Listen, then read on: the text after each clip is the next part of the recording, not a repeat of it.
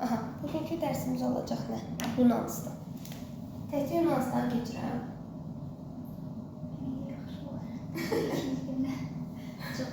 Yunanistan. Yunanistan harada yerləşir? Deməli, 3 dənə dənizlə əhatə olunubdur. Ege, Aralıq, İon dənizləri ilə. Yerləşib Balkan yarımadasında, Balkanlarda. Xəritəsi var, hamısı yerini göstərəcəm, sizə rahat olsun. Məsəl özündən şimalda Makedoniyada, indi o ərazidə Albaniya dövləti falan var, o kimi dövlətlər var. Amma dövlətdə ancaq Yunanistan idi, o ərazidə yerləşir. Şəhərti olaraq 3 yerə bölünürdü, Şimali Yunanistan, Orta Yunanistan, Cənubi Yunanistan. Cənubi Yunanistanı Peloponnes də deyirdilər. O şəkildə də qəbul olunur, qeyd olunur. Aha, biz nəyi bilməliyik? Yunanistan bu bölgüsü, misal Orta Yunanistanla Cənubi Yunanistanı birləşdirirdi. Fermopil keçidi. Onu da Fermopili də bilsəz yaxşı olar. Bu şəkildə, bu şərti bölgüdür, o qədər də əslində lazımdır deyil. Yunanistanın əsas bilməliyik xarici yürüşləri. Kimdir bunlar? Dori tayfalarının yürüşü, Dorilər var. Dorilərdən əvvəl isə gəlin qeyd edək Krit mədəniyyətini. Krit. Krit Avropada mövcud olan yaranan ilk mədəniyyətdir. İlk sivilizasiyadır, Krit sivilizasiyası. Eramızdan əvvəl 3-cü minillikdə yaranıb 2-yə qədər. Təqribən bir əsr mövcud olacaq. Avropada dedik ki, ilk sivilizasiyadır, ilk dövlətdir, ilk mədəniyyətdir. Xəritədə Yunanistan cənubunda balaca bir dənə adadır Krit. Süqut səbəbi nədir? Yaxın adada vulkan püskürməsi nəticəsində. Əslində İtaliyaya yaxınlığında Yunanistan o ərazilərdə Vezuvi etnadır. İndi dəqiq bilmirəm, amma deyir ki, qeyd olunur ki, kitabda yaxın adada baş verən vulkan püskürməsi nəticəsində süqut eləmişdir. Krit mədəniyyətinə nə aiddir? Gəmilər, freskalar. Yəni mədəniyyət zəngin olub. Gəmilər su ətrafında, ada dövlətdə 4 tərəfli sudur. Əlbəttə ki, orada gəmiçilik, gəmi ticarəti inkişaf eləməlidir, eləmişdir zaten. Freska nədir? Divarlar üzərində çəkilən şəkillər. Xam mala üzərində çəkilmiş rəsmlər şəklində də qəbul olunur. Onlarda qəşəng dəbdəbəli böyük saraylar olurdu və onun üzərinə o sarayları, freskalarını bəzəyirdilər. Sarayda yazılırdı. Saray. Bu Krit mədəniyyəti, ilk mədəniyyət. Bu Dorilər qeyd elədik. Dorilər kimdir? Köçüb gəlmə tayfalardır elə bil. Yenə işğalçı məqsədlə gələn tayfalardır. Sonra da Spartalılar adlandırılacaqlar. Dorilər Yunanistana yürüş edirlər. Və eramızdan əvvəl 2-ci minillikdə Mikena mədəniyyətinə son qoyurlar. Elə bir Mikena şəhərini süquta uğradırlar. Mikenada orada Axey tayfaları mövcud idi və necə deyərlər, qəşəng zəngin mədəniyyəti vardı. Hətta deyir qızıl maskalar falan tapılmışdı qəbirlərdə. Yəni qəşəng mədəniyyəti olan bir yer idi. Axey də yazın qoyur qabağına Axey tayfaları. Nəysə, Dorilər gələcək 2-ci minillikdə Mikenaya son qoyacaqlar. Burada Lakonika vilayətini tutacaqlar. Daha sonra isə biz Messeniyanı da işğal elədiklərini görəcəyik eramızdan əvvəl 8-ci əsrdə. Bu kimi vilayətləri tutdular və burada tədricən öz şəhər dövlətlərini, Spartanın əsasını qoyacaqlar. Yunanistanda ümumiyyətlə biz 2 dənə siyasi qurum, siyasi bölgü arasında mübarizə görəcəyik. Bunlar kimdir? Bir var Spartalılar, elə bu dediyimiz, bir var Afina. İki qurum arasında elə bir mübarizə mövcuddur. Spartalılarda hakimiyyət necədir? Oliqarxiya. Həm də ki, hərbi sistem mövcuddur. Hərbiçilərin burada rolu daha böyükdür. Ölkədən kənara çıxmaq, səyahətə getmək qadağandır. Bir şəhrinə gedə bilərsən, döyüş məqsədi ilə. Harası işğala getsənsə gedə bilərsən, sayı yaxşı. Ölkəyə digər ölkənin nümayəndələrinin, ərazilərinin nümayəndə gəlməsi də qadağandır. Qapalı bir ölkədir bildiyimiz. Hər bir şey əsasdır. Hətta yatanda döyüş silahlarını yatırdılar, neyniyyətdilər. Ordulara adlanır falanga. Bu, axı gəldi Yunanistanda bəzi yerlər tutdu. Oradakı əhalinin bir hissəsini qula çevirdi və qula hilot dedi, hilot, pul, qullar. Qula çevirmə prosesi. Hamısını çevirdi mi? Yox, əlbəttə orada azad əhali də var idi. Azad əhali ona niyə lazım idi? Əlbəttə vergi vermək üçün. Hamısını qula çevirsəydi vergi kim verəcəkdi?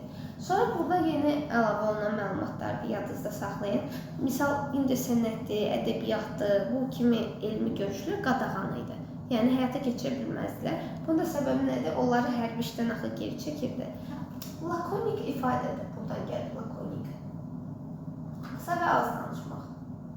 Hətta orada belə bir ifadə var ki, ya qalxandan, ya qalxansız analar evladlarını döyüşə göndərəndə. Deyirlər, ya ölüm gəlsin qalxanın üstü, ya da iş gəlmədən. Yəni, bu qədər basit. Bunu istəyirdilər. Afinada, ümumilikdə Yunanıstanda şəhər dövlətləri yaranıb eramızın 8-6-cı əsrlərdə. Təkcə Afina deyil, digər şəhər dövlətləri də burada mövcuddur. Əsas Milet, Efes, Rodos, misal Milet əsas elm mərkəzlərindən biridir. Bu kimi şəhərlər mövcuddur, şəhər dövlətləri. Bunlardan ən yaxşısı, ən məşhuru Afinadır. Afinada eradan əvvəl 6-cı əsrin sonlarına yaxın üsyan olacaq. Afinada da oliqarxiya rejimini qurmaq istəyirdilər, padşah hakimiyyətini. Amma əhali onu devirəcək. Afina o baxımdan daha demokratikdir. Çünki oliqarxiya qarşı üsyan qaldırmışdı bunlar. Belə, bu hələ ki Afina. İndi keçirik əsas siyasi məsələləri, döyüşlərə, tarixə. Bu məsələ həmişə biraz sıxıcı olur, hə? Yəni sıxıcıdır da, məntiqsiz bir mənas kimidir, amma neyək? Burada başlayacağıq Yunan, Əhəməni. Əhəmənilər dövləti nə vaxt yaranmışdır? 530, 550, yəni 330. Kim qoymuşdu əsasını? Makedon. Video çəkirəm dayı.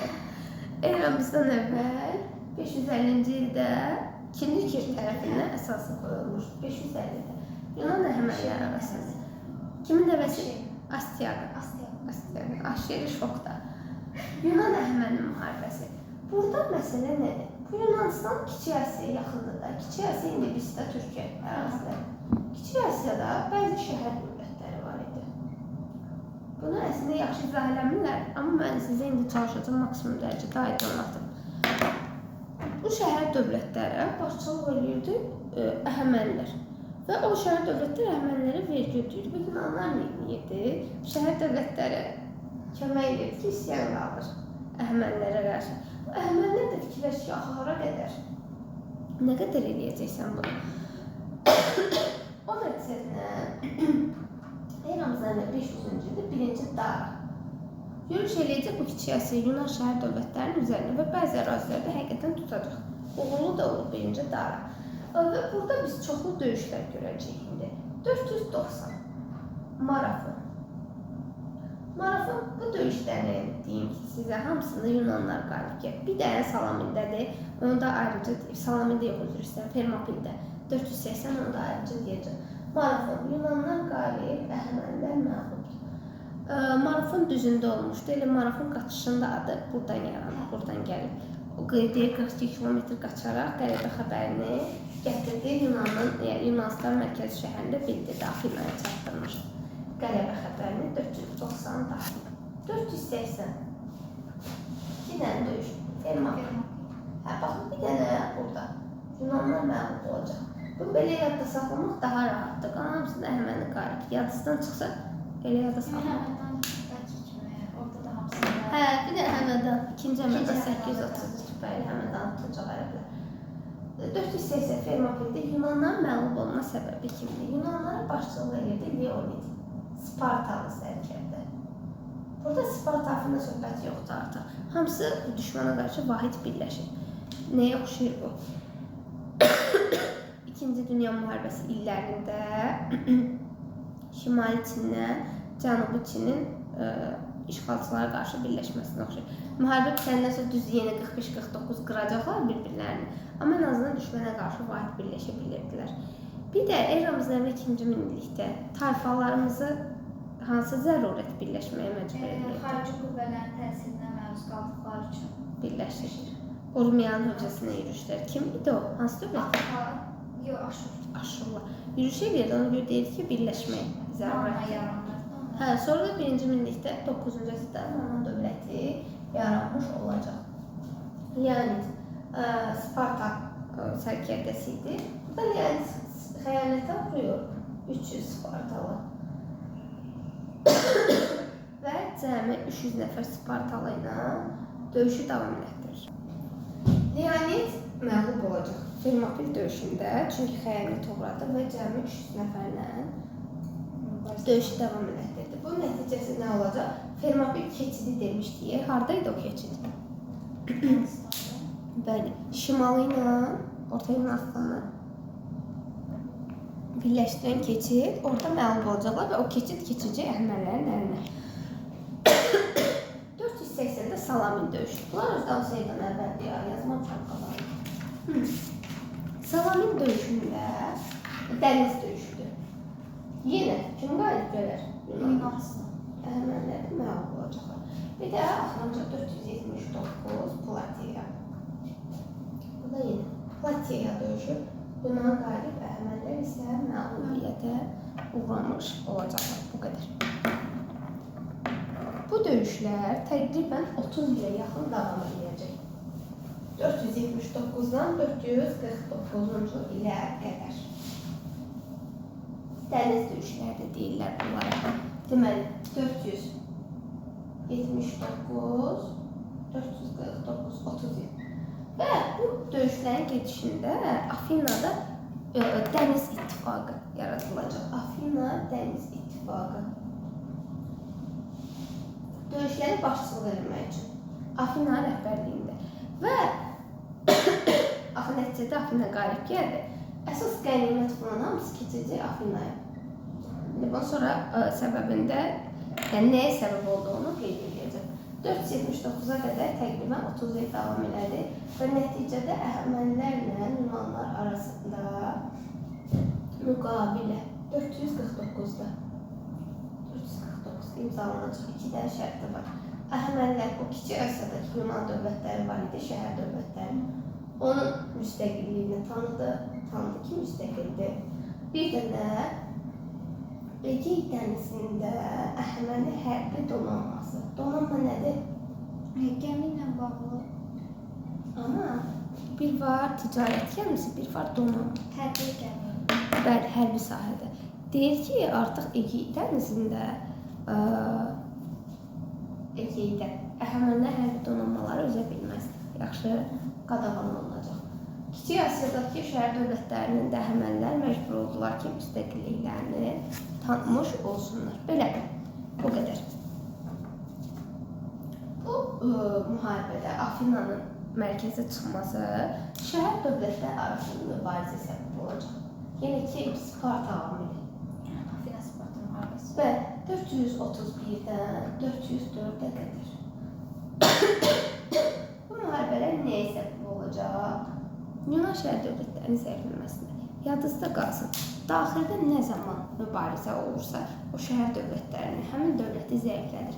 Azərbaycanda xanlıqlarını 18-ci əsr qırdılar bir-birlərini, heç macal qalmadı ki, Rusiya qarşı mübarizə aparsınlar. Zaten bir olsalar da çox da bir mübarizə apara bilməyəcəkdilər, amma ən azından muxtariyyət kimi qala bilərdilər, nəsə eləyərdilər də. Ona görə mümkün olmadı. Yaxşı, Çar Rusiyası bir var ki, bir tortu bir dəfiyə yeyəsən, bir də var ki, az-az yeyəsən. Hansı daha rahatdır? O da elə az-az bir xımır-xımır. Biraz İbrahim Xəlilin orada başını qatdı. Sonra onun orada az-az hamısını da tutatdı getdi. Heç nə işğal elədi 28-ə qədər. 1828. Türkmən-Çar müqaviləsinə qədər. Belə. Var, Makedoniyada var. Eramızdan əvvəl 338-ci ildə bu Yunan şəhər dövlətlərinin müstəqilliyinə Xeyroneya döyüşündə son qoyulacaq. Bu kimdir? İkinci Filip. Bu İskəndər deyiliyi, onun atası. İkinci Filip gələcək 338 Xeyroneyada Yunan şəhər dövlətlərinin müstəqilliyinə son qoyacaq. Deyək burada, Filipə gün oldu, çünki bunlar öz arasında zaten zəifləmişdi. Var nə? Afin Yunanistanda vətəndaş müharibəsi. Bu, eramızdan əvvəl 7-ci əsrdə mövcud olan bir mübarizədir. Kimlərin arasındadır? Aristokratlar, bir də Demos. Demos kimdir? Yerli əhalidə, azad əhalidə. Ümumilikdə yazsa ki, Yunanistanda əhali neçə təbəqəyə bölünürdü? 3 dənə götürəcəksiniz. Aristokrat Demos, bir də nə olur? Qullar. Demos zaten kəndlilərin bir hissəsi də bura aiddir. Elə bil özü əziyyət çəkib, günəmuşçu kimi çalışan əhalidir. Sənətkarlıq ticarətlə məşğul olur. Nə neyini ki, inkişaf etməsin, bir şərait qursun özünə. Aha. Aristokratlar kimdir? O deyirik, yaxşıların hakimiyyəti adlı sanlı varlı adamlar. Aristokratlar özünü elə qəbul edirdilər. Bunların arasında 7-ci əsrdə mübarizə düşür. Mübarizənin səbəbi nədir? Yeni torpaqlar tutmaq və hakimiyyətdə iştirak etmək. Baxın, bütün hakimiyyət orqanları aristokratiyanın əlindədir. Demos heç bir orqanda təmsil olunmur. Torpaqlarda hamısı aristokratlardır. Ona görə özlərinin adlı sanlı, yaxşılanan hakimiyyət adlandırırdı. 7-ci əsrdə bunların arasında mübarizə kəskinləşəcək. Niyə? Torpaq vəzifə uğrunda. Və bu mübarizədə 621-ci ildə, keçən dəfə barədə testi yadınıza gəlir. Drakon qanunları qəbul ediləcək. Nədir bu drakon qanunları burada məsələ? Bu, aristokratiya ilə, belə deyək də sizə, demos arasındakı mübarizəni daha da kəskinləşdirəcək. Necə? O deyir, misal, bunlar hətta deyib qanunla yazılmış qanunlar idi. Bilirsiniz necə? Bütün səlahiyyətlər keçəcək aristokratiyaya. Kiçik bir səhvə görə deyir, demosdan bir nümayəndə ölümlə belə cəzalandırılırdı. Ancaq aristokratların mülki etini, mülkünü, nə bilim, onların azadlıqlarını qoruyurdu. Ona görə buna qanuna yazılmış qanunlar deyirlər və aristokratiya ilə demos arasındakı mübarizəni daha da kəskinləşdirir. Pis vəziyyətə qoyur da, yəni belə deyək. Növbəti addım bunları barışdırmaq üçün eramızdan əvvəl 594-cü ildə Solon islahatları. Solon nəyə son qoyacaq? Onlar arasındakı mübarizəyə. Borc daşı, borc köləliyi. Nədir bu borc daşı, nədir bu borc köləliyi? Demosun nümayəndələri, kəndlilər, ta ki taxıl olmayanda falan nə edirdi? Gedirdi hökumətdən borc alırdı. Aristokratlarının əsasında. Aristokratlar bu borcu ödəsin deyə onun torpağına daş qoyurdu. Və o daşın üzərində ödənilməli olan borcun miqdarı, zamanı falan hamısı əks olunurdu. Bu borcu da ödəyəməyən qula çevrilirdi. Abbasilərdə oxuduğu qul. Yunanıstanın içində də. Bəli, oxşarlıqdır. Borcu vaxtında verəmirsənsə, ailənlə birgə qula çevrilirsən. Solon islahatı ilə neynədir? Bu borc daşı, borc köləliyi, kimin borcu var, hamısını ləğv elədi. Hətta deyir ki, Afinaların gələcəkdə də borca görə qul edilməsinin qarşısını almış oldu. Yaxşı, qarşısını alacaq, qoymayacaq borc daşı, borc köləliyi. Ləğv eləmiş olacaq ölkə ərazisində. Solon islahatlarında bir də qeyd olunur ki, zəruri ərzaq məhsullarının ölkə xaricinə daşınması falan qadağan olunurdu. Bu, Azərbaycan Xalq Cümhuriyyətinin siyasətinə oxşardı, iqtisadi siyasətinə. Amma Periklion dövründə tam əksikdir. Taxıl anbarlarını açırdı əhalinin üzərinə. Birinci Qubadın dövründə. Bəli, Qubadda olmuşdu elə. Sasani hökmdarı Qubadda. Belə, Solonun islahatları. Müəyyən müddətə bunların arasındakı mübarizənin qarşısını alacaq Solon islahatları, amma tam həll eləməyəcək. Çünki bu yenə ya torpağı yoxdur, ya vəzifə tutmur. Nəyə lazımdır? Bir də burada Yunanistanla Roma fərqi nədir? Romada vəzifə tutursan, qeyri bir dövlət idarəsində işləyirsənsə sənə maaş verir. Amma burada maaş verir. Ona görə yoxsa əhali maraqlıdır. Romada deyir ki, yalandan deyir işləməyimin nə mənası var ki? Heç getmərəm işləmərəm. Ona görə vəzifədə ancaq aristokratlar, patrislər qalacaq orada. Belə. Yəni ona görə misal biz deyirik ki, Yunanistan demokratiyası yaxşıdır, həqiqətən demokratikdir. Amma Romadakı zadəgan demokratiyasıdır. Zaten əsl demokratiya olsaydı orada kasıb əhalinin nümayəndələri də təmsil olunardı. Belə. Borc daşı, borc köləliyi. Makedoniya dövləti. Balkan yarımadasında yerləşir. Yunanistandan yuxarıda, Yunanistanın üzərində. Makedoniya 338-də hansı döyüş idi? Fermoniya. Yunan şəhər dövlətlərinin müstəqilliyinə son qoydu. 2-ci Filip tərəfindən. 2-ci Filipdən sonra eramızdan əvvəl 336-da hakimiyyətə gələcək Makedoniyalı İskəndər. İskəndər burada Xeroniyada, sərkərdə kim iştirak edib? Yenə yazacaq ki, İskəndərdir, amma sərkərdədir. 336-da gələcək hakimiyyətə, ölənə qədər, eramızdan 323-ə qədər. Çox gənc yaşlandı, Bəyqəzəndə gənc yaşında da vəfat edib. Amma dünyanın ilk sərkərdələrindən, ilk o bacarıqlı şəxslərindən biridir Makedoniyalı İskəndər. 323-ə qədər. İskəndərin dövründə geniş ərazilər tutulacaq. Misal, haran deyirik? 331 Qavqamiyalı. Nəticəsi nə oldu? Atropateniyanı özünə asılı olsun. Əhəlində süqut elədik. Nə var? 334-də biri sonra. 3-cü Daranbada məğlub edəcək. Bu həll edici döyüş idi. Bunların arasında əvvəllərdə döyüşlər oldu. 334 Qranik, 333 İz. Bu kimi döyüşlərdə yenə bunların arasında mübarizələr olmuşdu. Nəticədə 330-cu ildə Əhəməni dövləti süquta uğramış olacaq. Bu şəkildə. Sonra 332 Misirə səfər. Misiri tutacaq. Döyüşsüz. Misiri tabi edəcək, bir də Finikiyanı. Bir də burada Finikiyanın Tir şəhəri, Tir. Asla düşmürdü o. Düşür axırda. Amma müqavimət göstərir. Onu da tabi eləyəcək. Bir də deyir, onu deyir, Misirdə Firon kimi qəbul edirlər. Misir Fironu kimi götürürlər və sitayiş edirlər onu. Bu şəkildə 332-də. Sonra 327-də Hindistan'a səfər. Ankara vadisinə qədər çatacaq. Ən böyük arzularından biri Hind çayını görməkdir. Amma əsgərləri yorulmuşdu. Haldan düşmüşdü deyə davam etdirə bilmir. Yarımca qoyur gəlir. 327-ci ildə. Sonra bu ərazilərin də hakimiyyəti 323-ə qədər, 323-də də vəfat eləyir. Hakimiyyətində Pedikiyə danışır. Və ondan sonra biz misal görək, Pediki neçəyə qədər?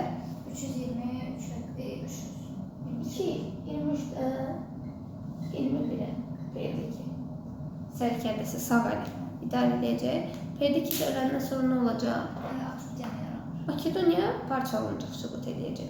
Makedoniya imperiyasının ərazisində yaranan dövlətlər. Neçəsini deyək? Atropatena, Albaniya. Albaniya sonra. Sonra Belə Makedoniyanın özü, Misir çıxacaq, Yunanistan çıxacaq. Roma. Yox, Selevki. Selevki Suriya. Roma zaten özü ayrı bir dövlət idi. Belə çıxacaq. Bir də İskəndər nə edirdi? Getdiyi hər yerdə Yunan Makedoniya mədəniyyətini yayırdı. Məsələn, Atropatena, Albaniyada da var idi. Bəli. İstifadə Kerif. Bəli. Misal o İskəndəriyyə şəhərləri saldırırdı. Ən məşhur da Misirdəki idi.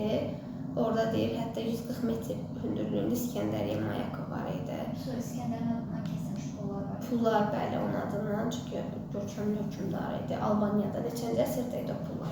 3-cü əsr. Bəli.